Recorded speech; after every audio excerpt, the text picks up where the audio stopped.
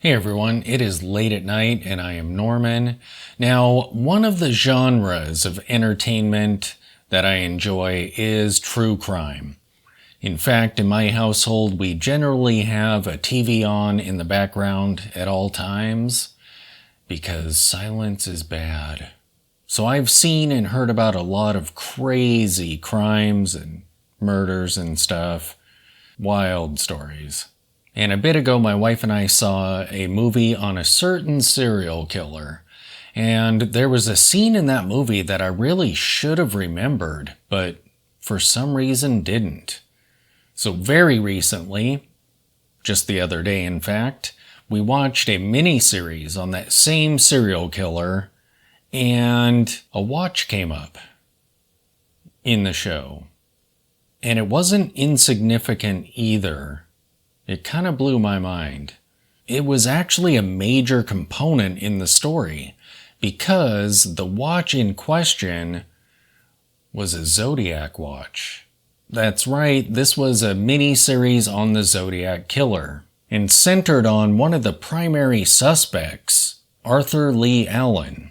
Now, no one has been charged with the murders that the Zodiac committed, and there are skeptical people on Reddit who don't think ALA, as he's referred to, was the Zodiac killer. However, if the things that were in this show are true, there's a lot of weird things that point toward him, and this watch was one of them. He was wearing a Zodiac SeaWolf, and the Zodiac logo is exactly like the symbol he used in his letters and ciphers. The circle with a plus sign that extends just outside of that circle. I mean, I actually own a Zodiac watch, the Olympus Mystery Dial, and you could see the brand name and the symbol on the caseback of my watch. And the cops noticed the watch and asked him if they could look at it. And there it was, Zodiac on the dial, and the symbol that they had been seeing. Although in the movie, this took place in an interrogation room, and my understanding is the whole watch incident actually happened at his house when they were questioning him.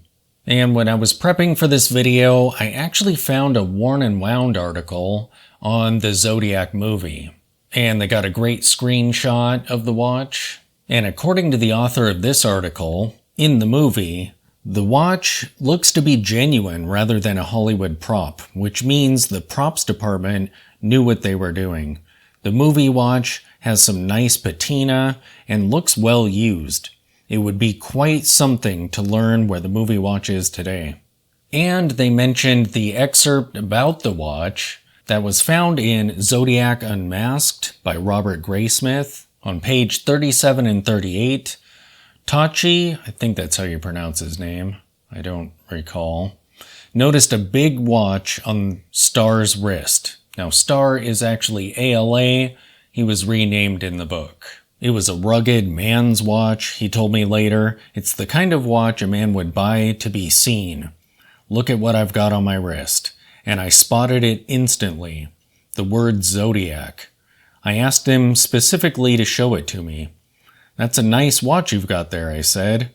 Oh, I've had it a while, he said. And you can see the letters Zodiac. I still remember seeing that watch, and he wanted people to see what he had on his arm. He wore it in defiance.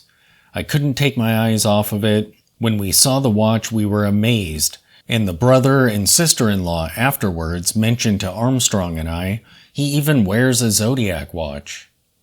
And it's interesting that they described the watch as big. By today's standards, definitely not. I believe these watches were 35 millimeters, according to the Worn and Wound article.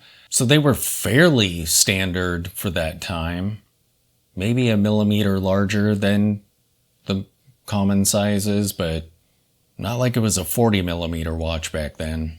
And there's some interesting information on the SeaWolf that Worn and Wound added in their article. The SeaWolf was released in 1953. The SeaWolf went through a 20-year production cycle with 35 different models throughout its life. In the case of the movie, they chose a white dialed version in one of the more common variants. And then they mentioned the watch looking genuine. So I tracked down some pictures of vintage SeaWolves, and I didn't dig too deeply in these, so they might be outside of the time frame of the Zodiac killer, but we'll look at some vintage Zodiac SeaWolves. Here's a light dial one with numbers in the triangles at the 12, 3, 6, and 9. Those hands are great. They're Delphine hands, but they're split down the middle, so there's lume on either side of that middle line. And there's the Zodiac logo at the 12 o'clock. There's a framed date at the 3 o'clock, and it has a metal bezel on it. I tracked down a black dial variant. This one also has the numbers in the triangles like the previous one, but if you look at that bezel, this one is not metal like the other one. And it's an interesting looking bezel too, because it's light colored.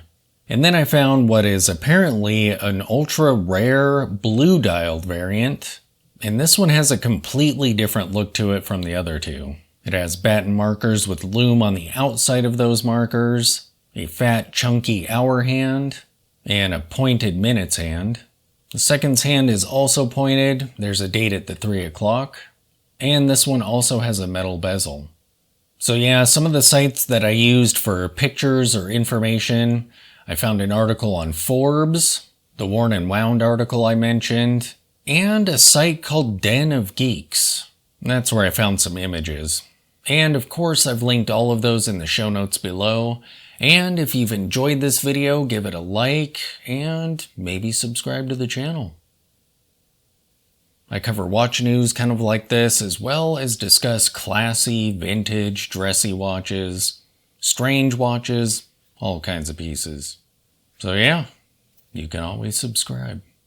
Anyway, I thought this was a very interesting bit of history that I wasn't aware of, even though I saw the movie. I just didn't click. Maybe I was making coffee at that time or something, but thanks for watching.